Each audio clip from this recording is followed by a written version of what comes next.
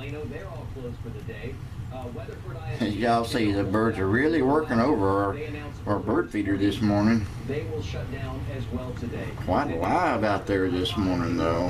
Had some dove come in, and just about everything out there this morning. A few of them down on the ground looking for seeds, though. But bird feeder is very popular this morning with all the little birds, and it's very ice over day. That one car that we were focusing in there on the roadway, very. How do they ever play a swap out, man? It's much easier just to stay off the roads, although for some people, understandably, you do have to get out and get around. You can see the cars very slowly and deliberately trying to make their way down the ramp. This is in Dallas at the high five. We just beam a little bit to catch all the birds out there this morning.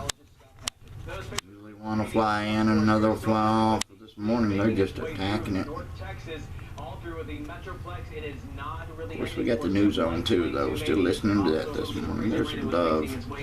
I thought I seen them in there this morning. That has worked its way through parts of the Metroplex this morning. As we zoom our way down, there's a lightning strike just now.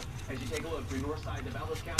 Very busy little bird feeder this morning. That is being reported this morning. Let's go ahead and switch on over to the Viper radar because I want to go ahead and track that latest activity that we're looking at. You can see it just now is making its way into parts of Ellis County, working its way to the east. So we are continuing to track this, working its way eastward. And you know what? Then when you have those small pockets of that thundersleep that right now is near Venus making its way eastward in Cedar Hill. Let's track this first one near Venus there, Lisa, for me. So that's going to be able to show you it's making its way east right around about 30 to 40 miles per hour. So pops up in those localized areas, you're seeing some accumulation of the sleep right around about 1 inch to 2 inches in just a short amount of time. So if you live in Ward at 739, that's going to be in your neighborhood.